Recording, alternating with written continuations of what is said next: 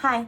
Hey, my little babies. Welcome back to another episode of What the Smut Bookworm Here. Thank you so much for joining me for another episode. I really appreciate it. I'm your host, Candace. As ever, we are here to review a book. Well, I say as ever, but sometimes we do and sometimes we don't. Usually we do, but sometimes we don't. In today's video, though, we are. So, here's the dealio.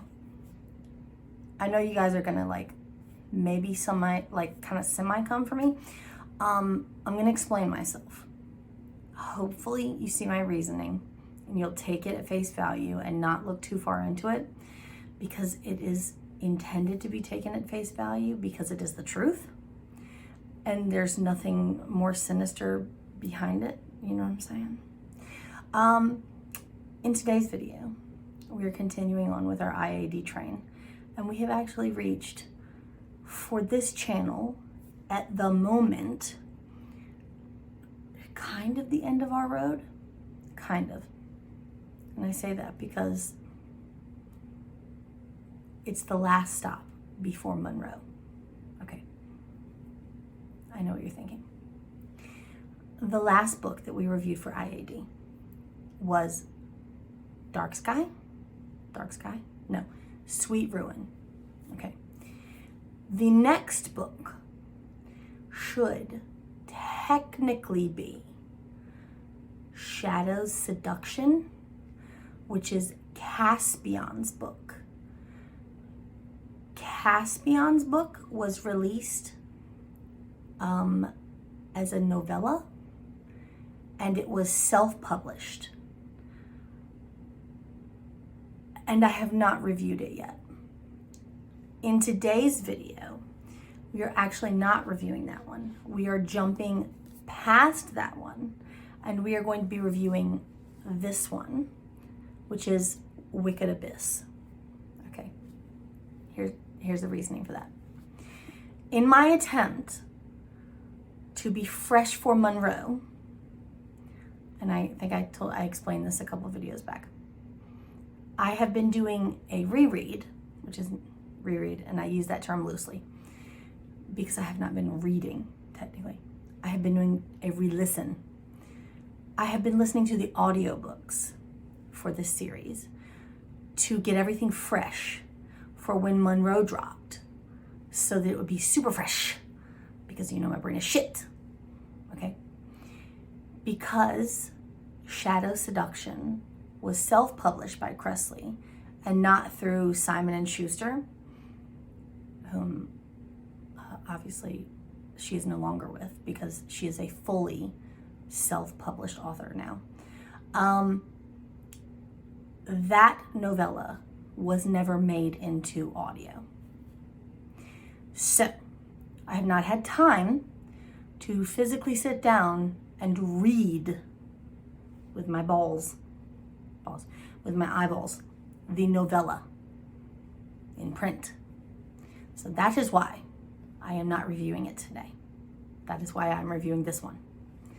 It has absolutely nothing to do with the fact that Shadow Seduction is a male-male romance. I don't mind male-male romance. I love male-male romance. Love is love and all of that jazz, okay? So, do not come for me, Argentina.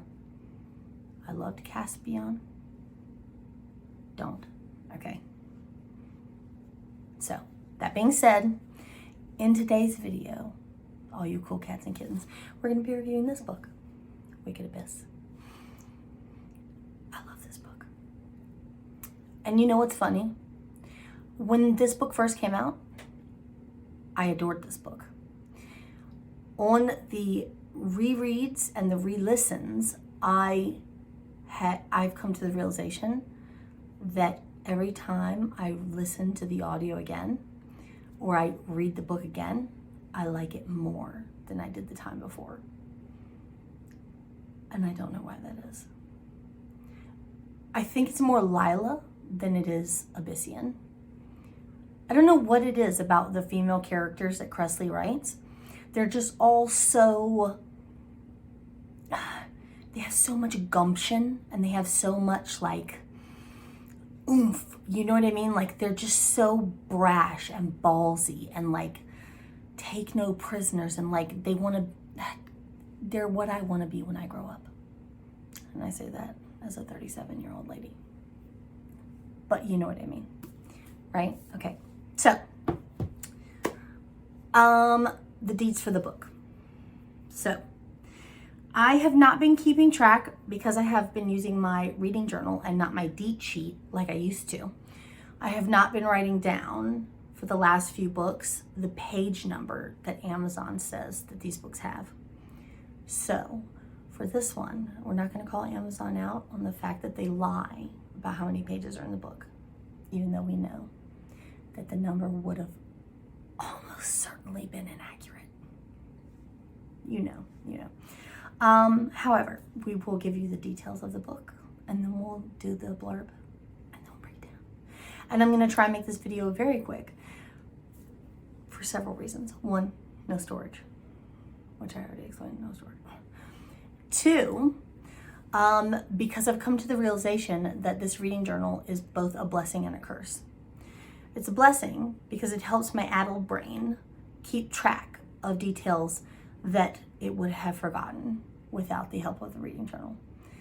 However, it is a curse because I find myself writing down every single detail of the plot of the book, including details that are not needed in the review. And that is why, kiddos, I think that my reviews have become literally full-length feature films. So we're going to try and only give you guys the bare minimum, as opposed to telling you every single plot point of the book so that you really don't even need to buy the book or read the book, because Candace already basically read you the book. So we're going to go back to old Candace, who gave you just enough to get you interested so you'll read the book. We're going to do our best to go back to that. So finger bang. So you can get this book for your Kindle or Nook for the price of $8.99. Here we go. Are you ready? The mass market, the shiny, glossy covered mass market that I'm currently holding in my hands right now, is $8.50.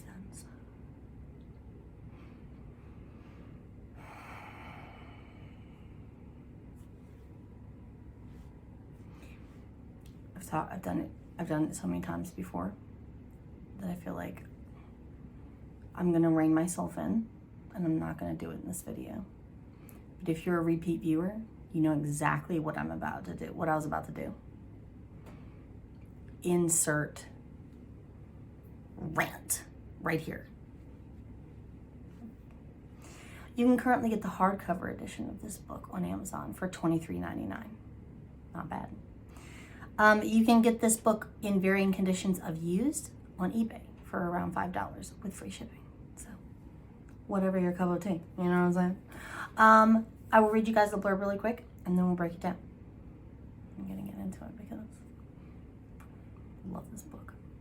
Okay, so as with all Kresley books, we have our little taglines with the dots, right? Before it gets into the little paragraph, right? So it says, "The terrifying king of hell, ... As a boy, Abyssian Cian Infernus had his heart shattered by a treacherous fey beauty who died before he could exact revenge. Millennia later, a curse has transformed him into a demonic monster, just as she's been reincarnated. Cian captures the delicate but bold female, forcing her back to hell." Okay, and another little tagline, "meets his match." Okay. Princess Calliope Lila Barbot,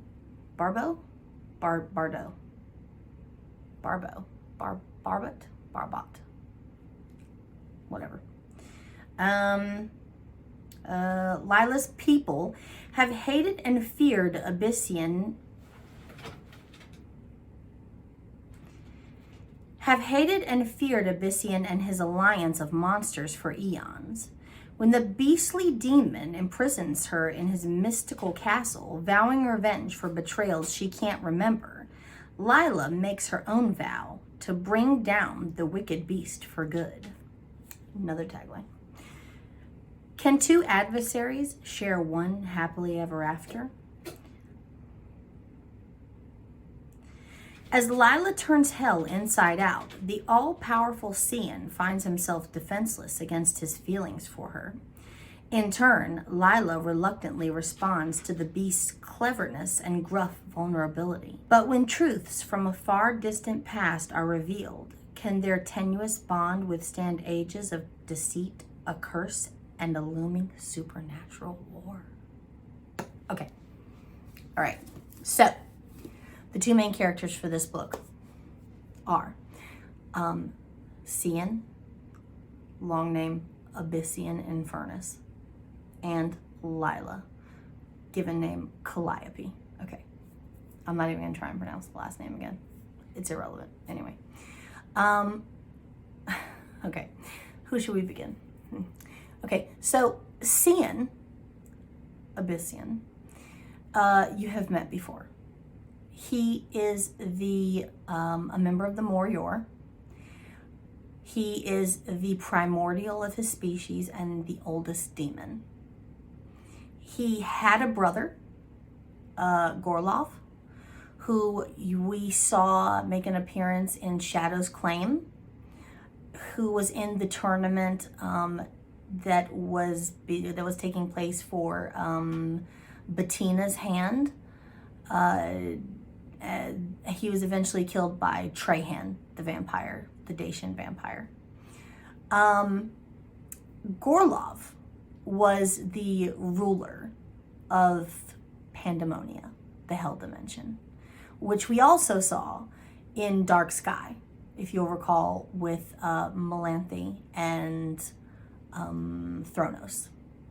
So now that Gorlov has died, Pandemonia needs a new ruler.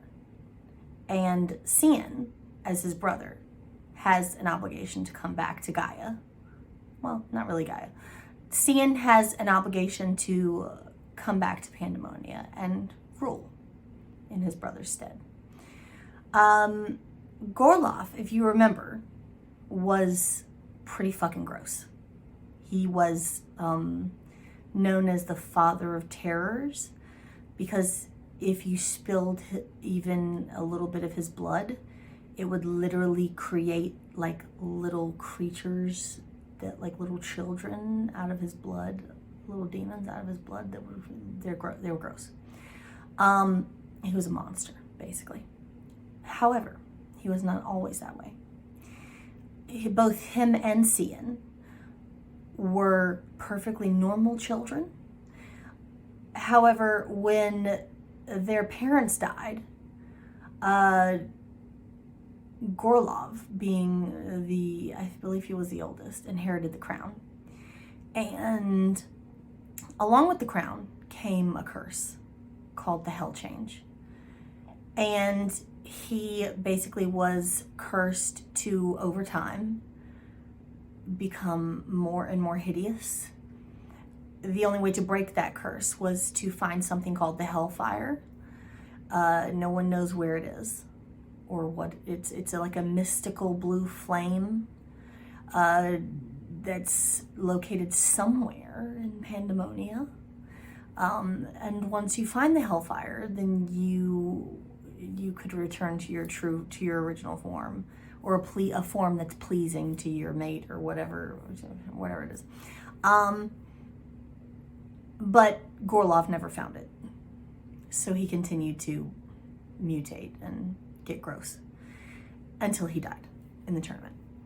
Now he's dead, and now Cian, who has been traveling with the Morior as a Morior, and has uncharacteristically hot looks, it now has to come back to Pandemonia to rule, and is beginning his own hell change, and is going to start deteriorating in looks.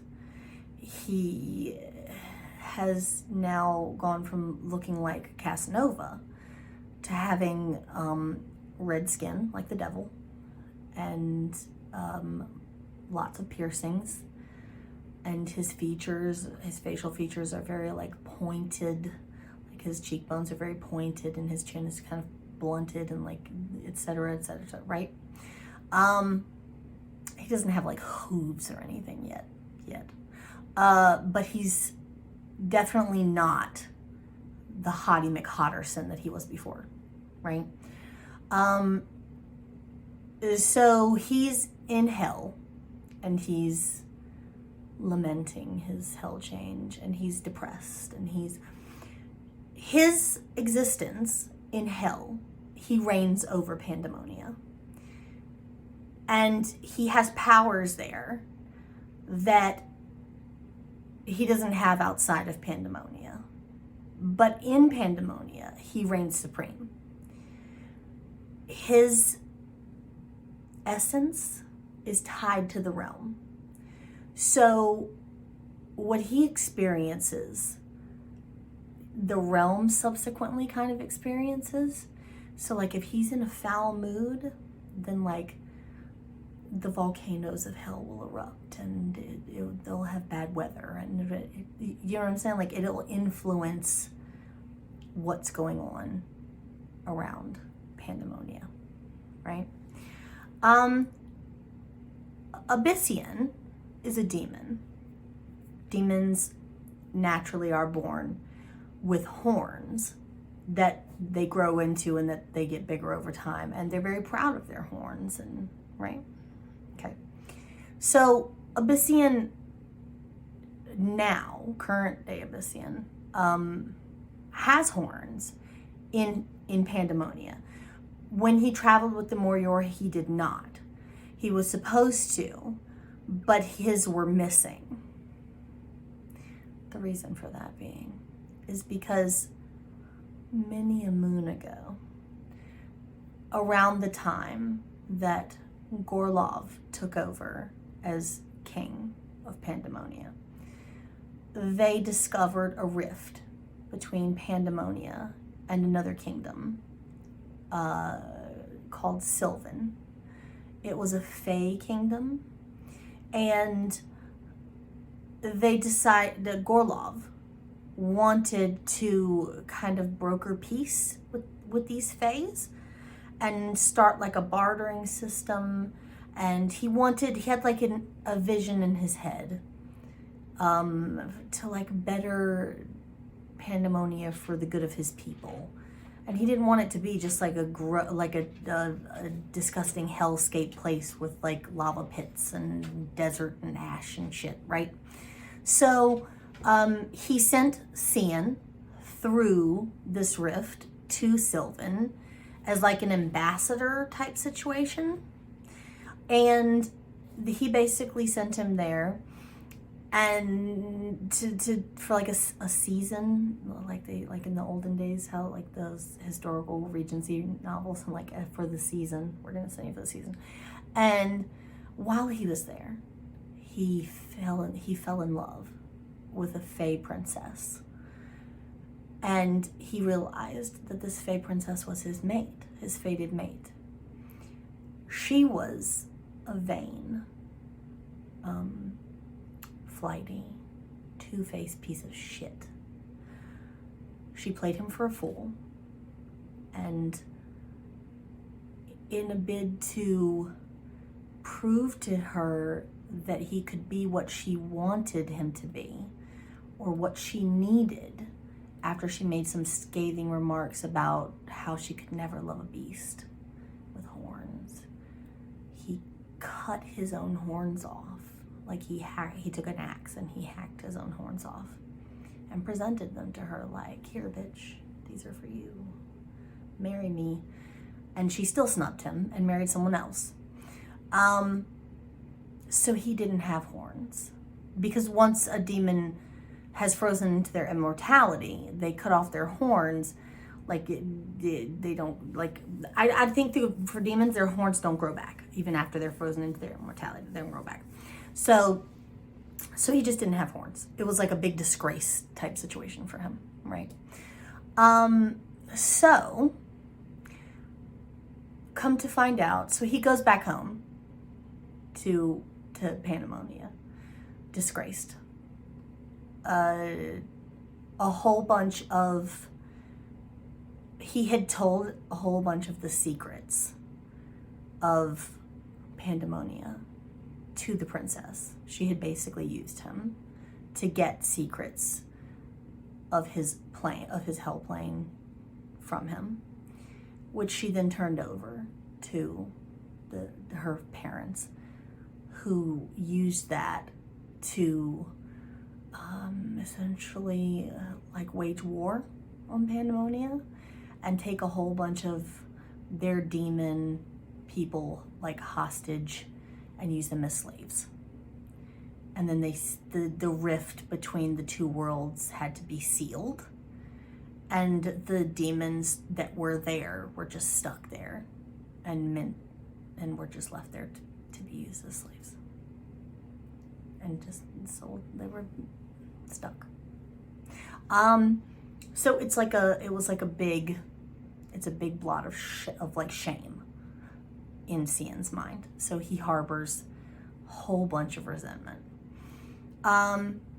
The Fey princess ends up marrying someone else, and before she can freeze into her immortality, she becomes pregnant with a child by this person, another Fey king or prince. She becomes pregnant with his child. She dies in childbirth. He's heartbroken, obviously, because that was his mate. Fast forward, he's now joined the Morior. It's present day, blah blah blah.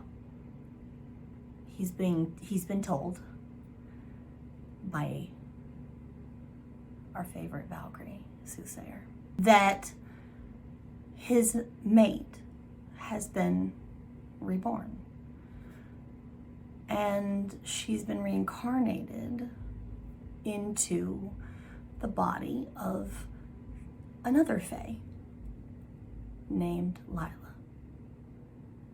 Insert Lila. Okay, Lila. And I said I was going to keep this short, and we're already 23 minutes in. Okay, so Lila is, she's her, yeah. So Lila was born in Sylvan. She is a Sylvan royal. She was born to take the Sylvan throne.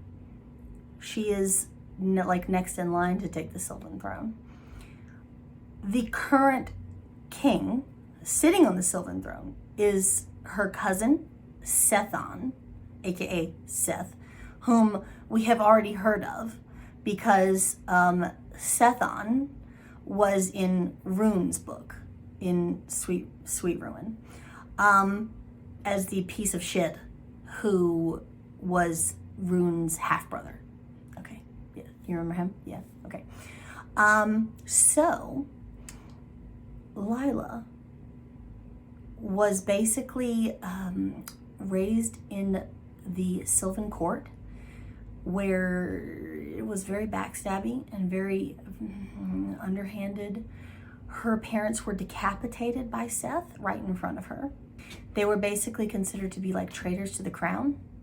And when asked why, when he asked her why he shouldn't consider her to be a traitor to the crown, she basically told him in no uncertain terms, because the crown is still sitting on your fucking head.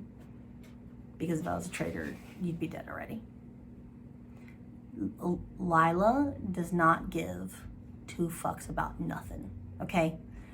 Lila is very similar to Josephine in the regard of she has very little filter between her brain and her mouth. Like, she don't give a fuck. She don't give a fuck about nothing, okay? So, at that time, she's a young child. And is she young? She's maybe like, I don't remember how old, maybe like preteen or something. So Seth basically banishes her to the mortal realm. And she's like, are you fucking joking? What am I supposed to do? How am I supposed to survive? When can I come back? She's thinking, okay, maybe I'll be gone for like a couple weeks, whatever. She's like, when can I come back? And he's like, when you've proven your loyalty to me. When something happens, when a test comes along and proves to me that you're loyal to me. She's betrothed to Seth to marry him. First of all, cousin's gross, right? So he banishes her to the mortal realm, knowing that she's grown up with stories of the Morior as like the boogeymen. Rune the Insatiable, aka Rune the Dark Light, aka Rune the Fae Killer, aka, right? He's basically the boogeyman to the Sylvan royal line because of that whole thing with Mag's descendants and shit. She's one of Mag's descendants. So she's now being thrust out into the mortal realm where she has no one to protect her. At least in Sylvan, there's like a mystic bubble over the kingdom where Rune's not supposed to be able to get in.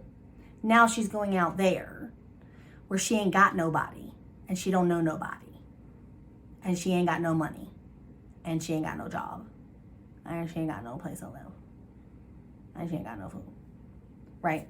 So he banishes her. She scrims and scraps and she does what she can. She gets a job working at Disney World. She's playing Cinderella. Okay. One night, she's working. She's getting off of work. She gets kidnapped. First she gets roughed up a little bit by these two bitches. P.S. The two bitches turn out to be Sabine and Lanthy. There's been basically like a bounty type situation put out on her. Word's gotten out, Nix, that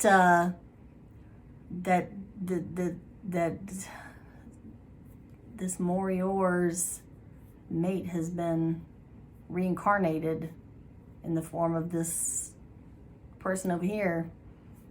And she might be worth some money to him if you can catch her, right?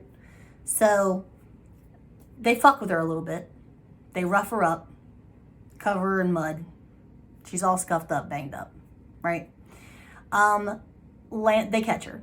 Lanthy opens a portal and basically taunts Cian and says, hey, I'll trade you.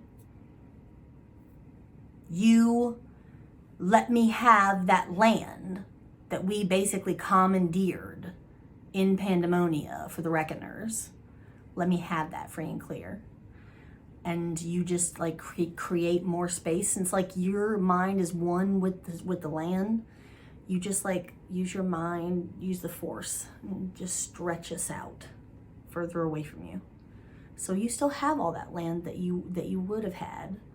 You just give us more, separate us, right? And we keep that, and you can have her. And at first he's like, fuck no. How do I even know that that's whatever? Then he catches a whiff of her scent and he's like, that's my mate's scent. This bitch has been reincarnated. And he makes the deal. No problem. They give Lila to him. So now Lila is trapped in this castle in hell with Cian. Lila is very ingenious.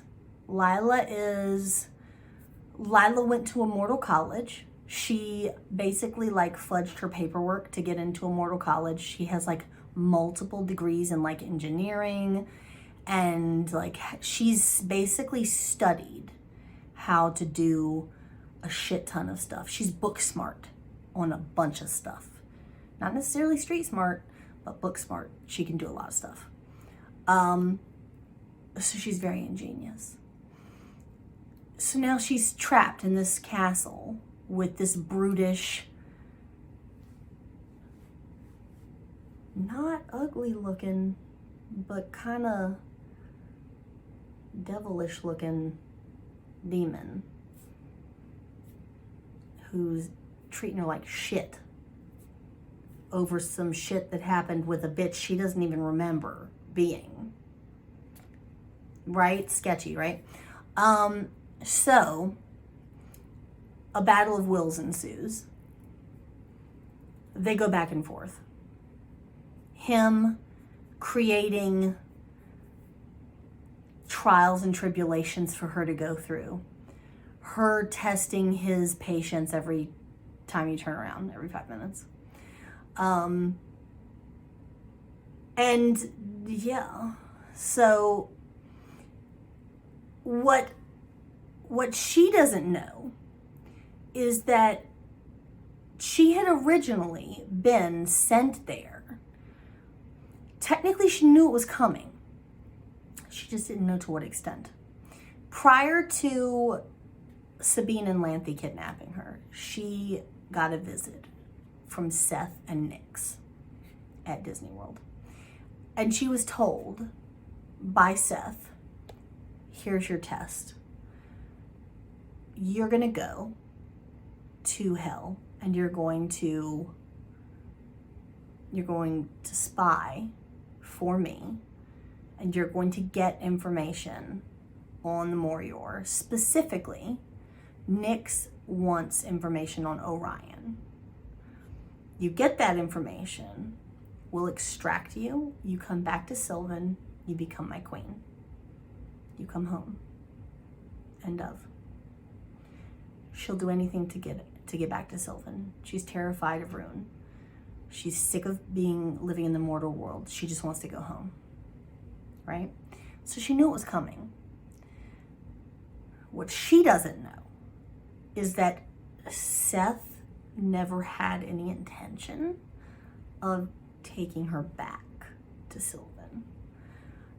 It was all a ruse. So, I mean, she's now stuck in Pandemonia with Cian. And over the course of the book, they're locked in a battle of wills that, of course, has a lot of sexual tension, right? So,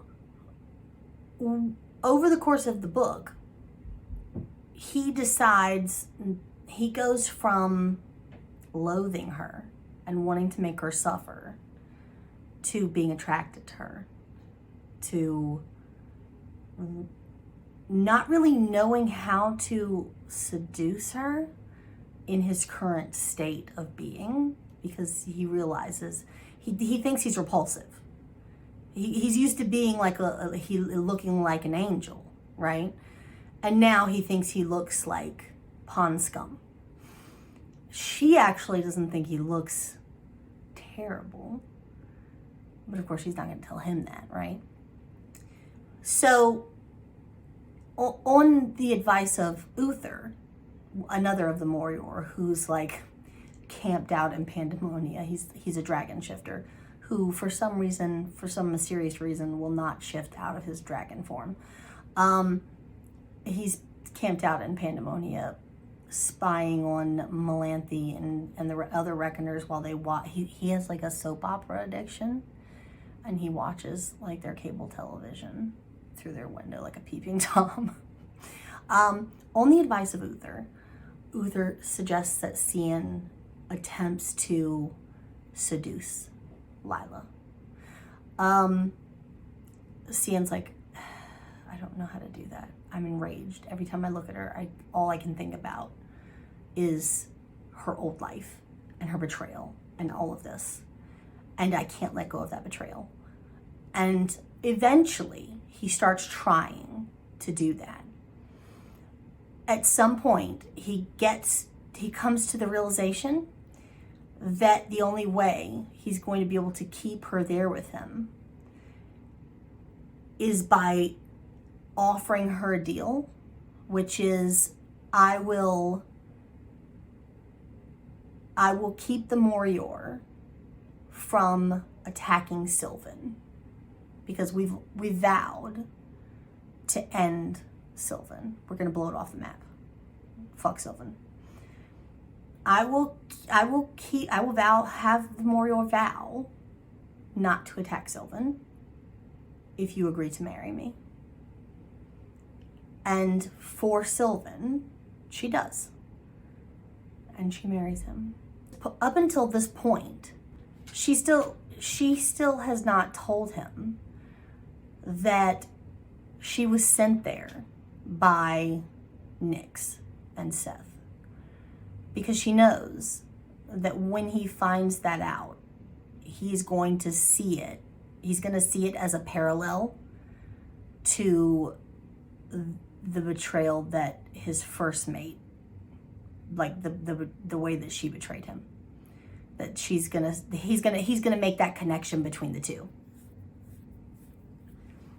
and that he's going to lump Lila in with her, and just see it as like history repeating itself. And at this point, she has come to develop feelings for him. Simultaneously, he has not told her that his hell change, he has not told her about the hell change, and that his condition will continue to worsen unless the hellfire can be found. And even what the hellfire is, he has not told her any of that. Of course, Uther has told him to tell her that, but he has not done it. So they're both keeping secrets from each other. And of course, if either one finds out the other's secret, they're both going to be pissed off, regardless of the fact that the other one was keeping a secret. Of course. So during the time that Lila is in the castle, from almost the beginning, from the time that she first gets there, she has been having like these dreams. Sometimes she's sleeping, sometimes she even sees them like almost like visions when she's awake, of like a fawn, like a small deer. And more times than not, she sees the deer like either jumping off of the side of a cliff, or the deer like wants her to follow it throughout the castle. And sometimes like she'll follow it, or she'll do something and it leads her somewhere, and like she'll discover something, and sometimes she tries to ignore it and whatever. So she's been seeing this deer a lot, right? She doesn't know what it means, but she's continuing, it's becoming more and more prevalent. So during one of those excursions where she sees the fawn during daylight hours, and she follows it into a room where she discovers like a hidden little alcove that overlooks the throne room. And she realizes that Cian is down in the throne room, and that he's not alone, that he has visitors, and it turns out to be Rune and Josephine who have come to visit. Luckily, Cian does not call her down to speak with them, but she eavesdrops on their conversation. And at that point, during that conversation, Cian does find out from them that Nyx had set Lila up in terms of sending her into Cian's clutches, that all of it was basically a setup, and that Seth is now getting ready to hold a ball for like a not like a masquerade, but like a fae ball where he is going to choose a new bride, a new queen, a new woman to be his queen. And Lila's pissed. She at this point, she is well and truly like in love with him, like in love with Cian. Like she cares about him. She does care about him. So she's not like pissed off that Seth is choosing someone else, but she's pissed off that she was played, right? So shortly after that, Cian finally claims Lila, like full on, like claims her, like with his like actual like claiming bite and like breaking his demon seal and all that jazz. They later on, as they're sleeping, he pulls like a no-no, like a faux pas, and he delves into her mind while she's sleeping, and he looks into her memories. And even though he knew that Nyx had set her up and sent her into his clutches, he was not aware that she was of the royal line of Sylvan, and he was not aware that she was related to Seth and betrothed to him, and etc., etc., etc. And he finds all of that out when he sees her memories, and he wigs. So this motherfucker has the unmitigated gall to basically call her out and treat her like crap when she wakes up. And at first he's like, this is right after she's given it up to him, and she's thinking, this is the beginning of our happily ever after, and our fairy tale has just begun.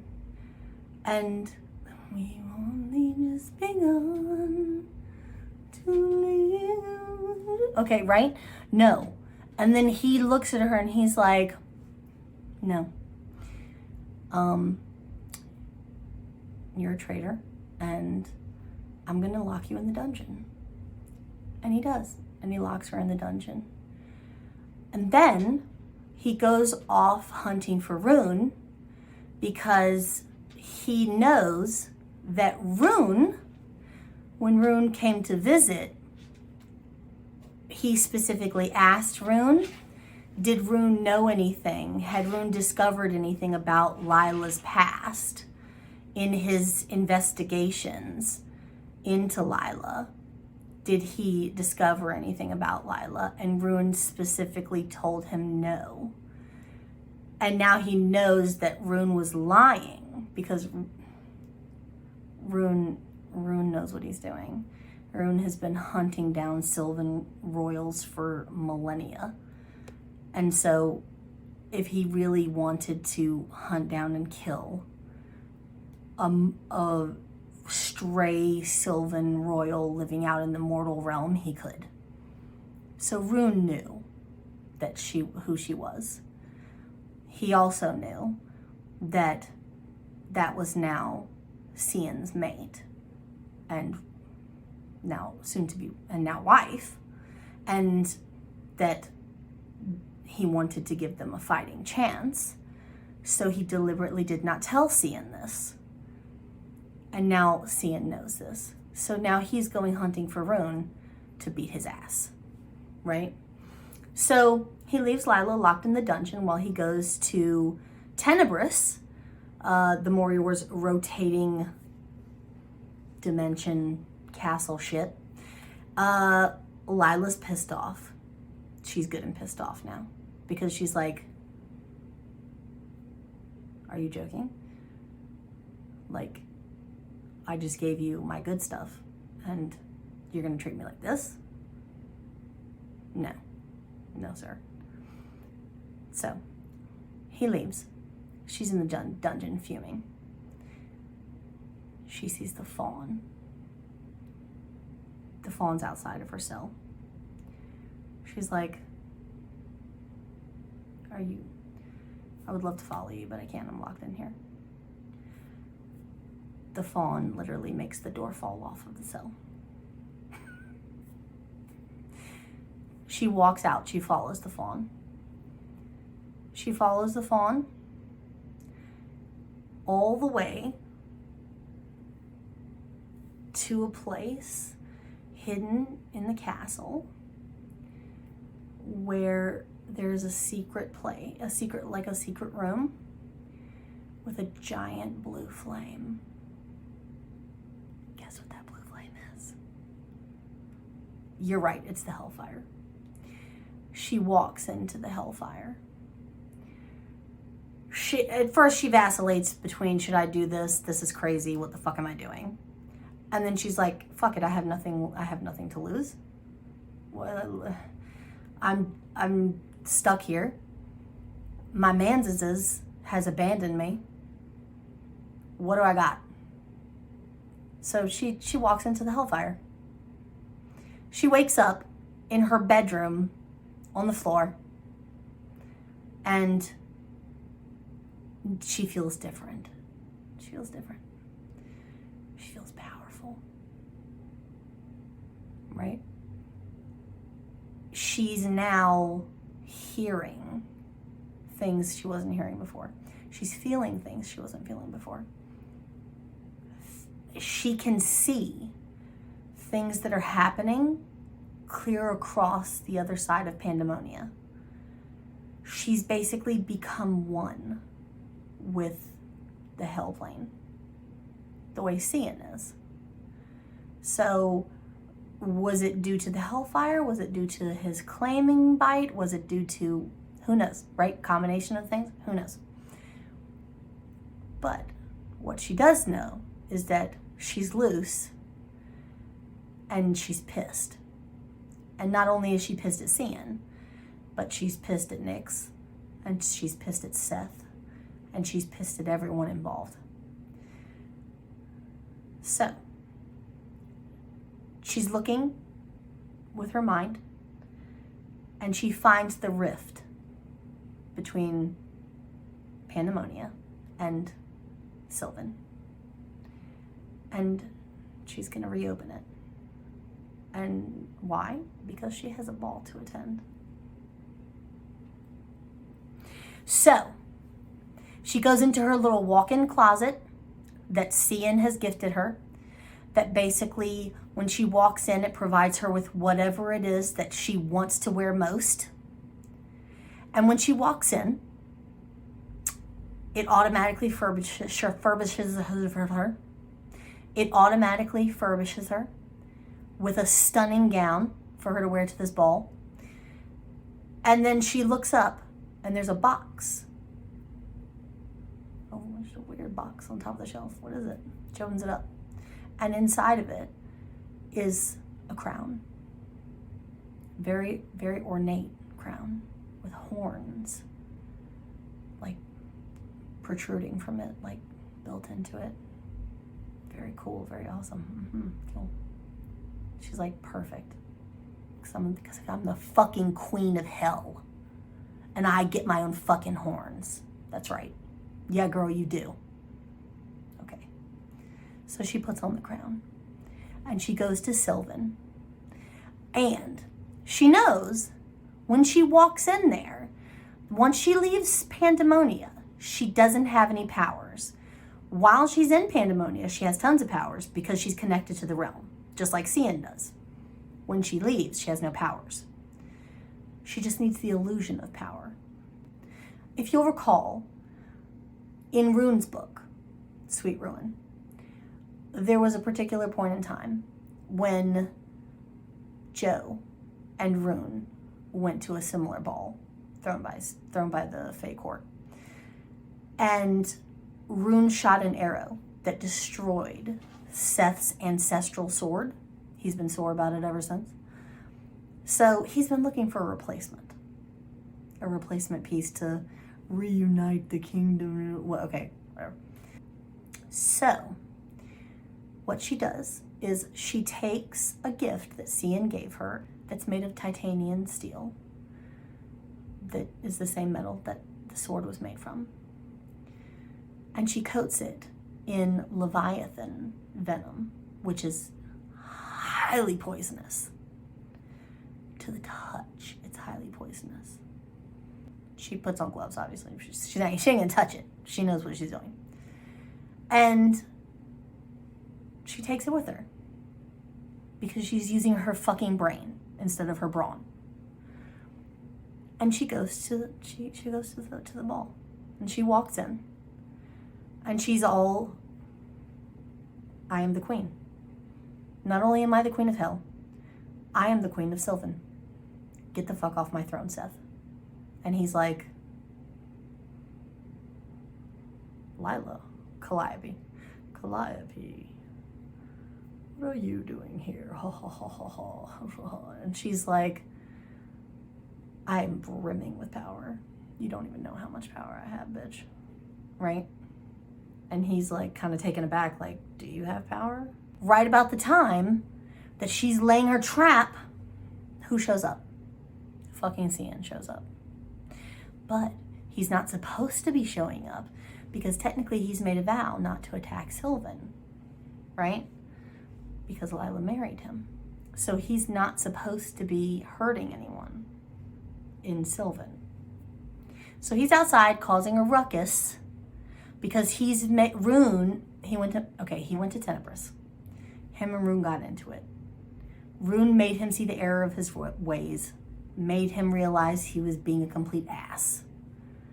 He's now realized, oh shit, I may have fucked it up with Lila. Now they're outside causing a ruckus. So, anyway, Lila's like, Cian, God, you're fucking ruining everything, Cian. Can you fuck off? Cian's like, I'm not gonna, no. I gotta get in. I gotta get in. The place is warded against the Morior. There's a bubble. They can't get in. Lila is trying to lure Sethon into this trap. Take the sword, bitch. Take the sword. Right? Distractions. Out here. I'm focused. Take the sword. He does. He goes for it. She plays it off as if it's not the sword, but her powers that are hurting him. To everyone around that's watching, she's fucking him up with her powers.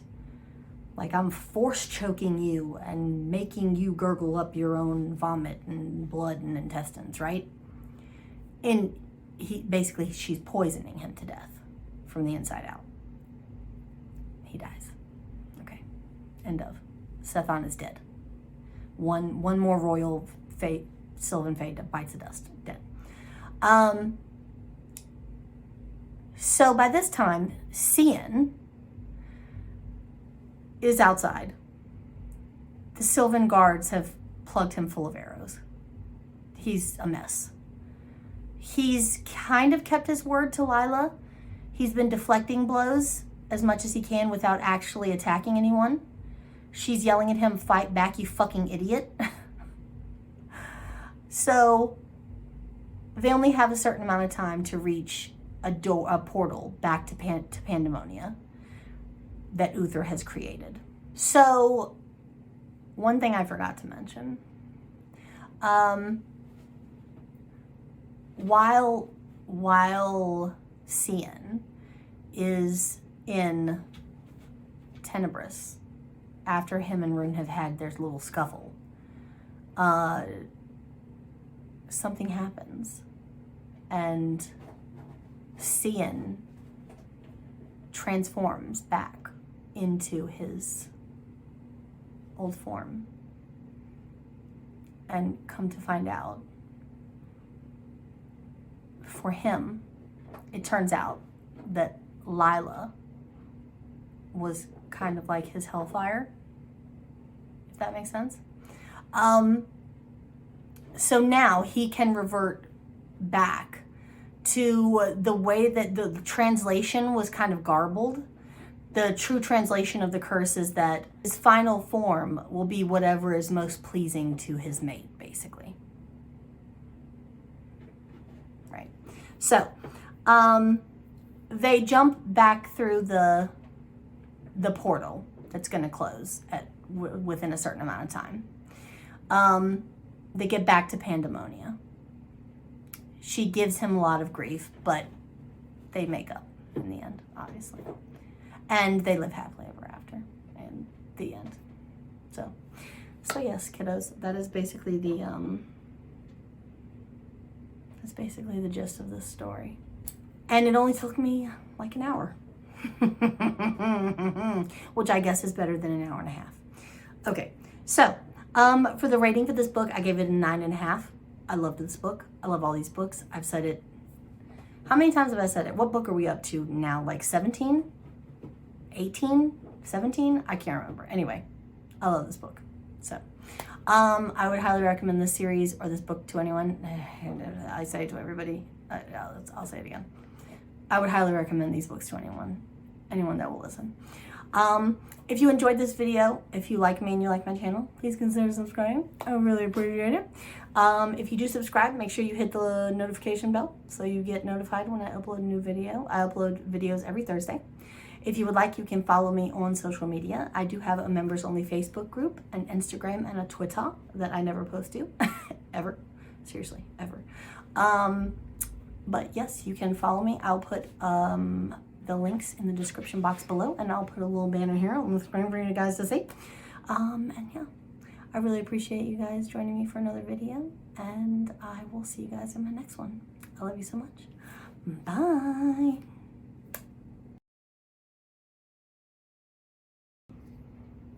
Okay, my little babies, we're about to get into some demon sex because we don't have a lot of time because I'm officially down to literally no storage. When I say no storage, I mean like somehow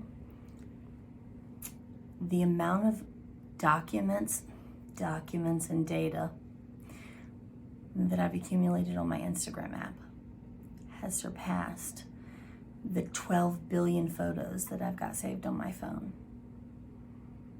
in terms of like storage, like gigabyte storage. So that just goes to show you how much time I spend on Instagram. Let's just say Candace ain't got no space, okay? I ain't got no space. Okay, but when truth from a, God damn it, why can't you speak properly? But when truths from far distant past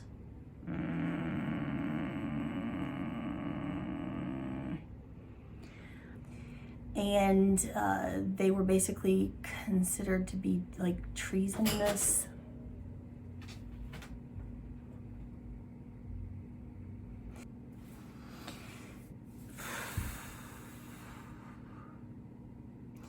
We've only just begun to leave.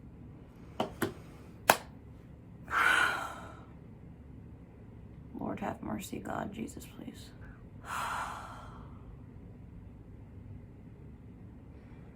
If I have stopped this, I've literally stopped this video 5 times to transfer file, like 5 times.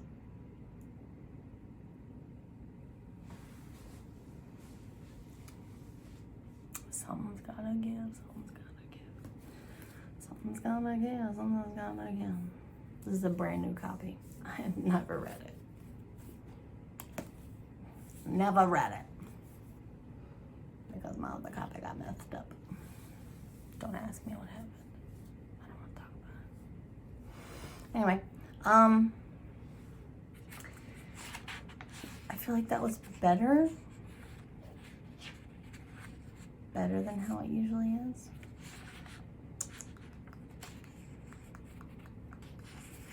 But also not better.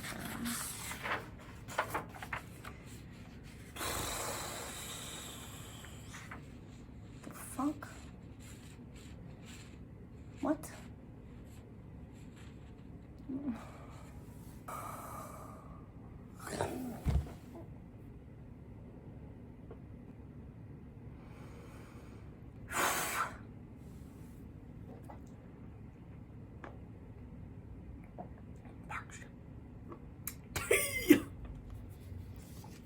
Do you believe in magic?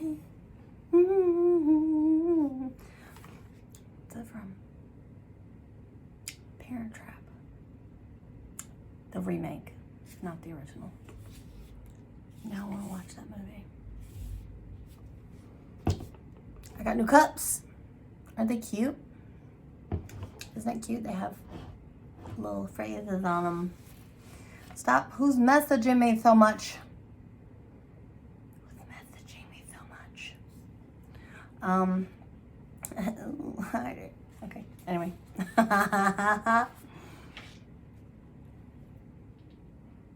don't know what I'm into.